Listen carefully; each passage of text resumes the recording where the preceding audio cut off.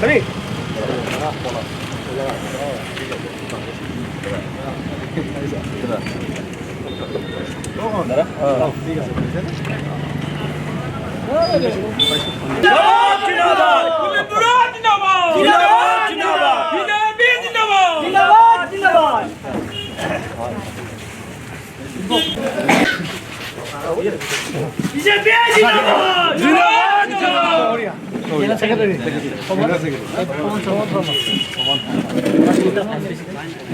মই বাৰু আছো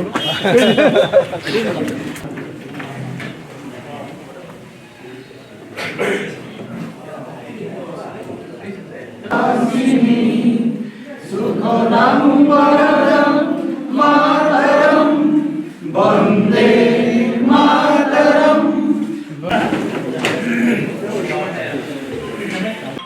জনতা টিকেট দিয়াই নহয় জনতা নিশ্চিত ক্ষেত্ৰত কিন্তু একদম 90% হৈ যাম মোৰ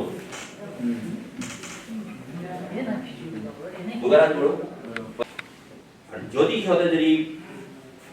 ফাঁকি পাছটো হয় কিয় তেওঁলোকক পাতি মানে দিয়ে টিকেট দিছিলোঁ এটা কথা কাৰণে যে মই ৰাজনীতি কৰোঁ কিন্তু মই আপোনালোকক সহায় কৰিম মোৰ দৰং ধন মোৰ চিপা সেয়া সকলোৱে দেখিছে বিনন্দ শইকীয়া প্ৰত্যক্ষৰ প্ৰকাশ্যভাৱে আমি সাপোৰ্ট দিছোঁ একমাত্ৰ জনাইছোঁ আমাৰ মানে বেইমানি কাৰণে আৰু আমি জানো সকলোৱে যে আমি আমাৰ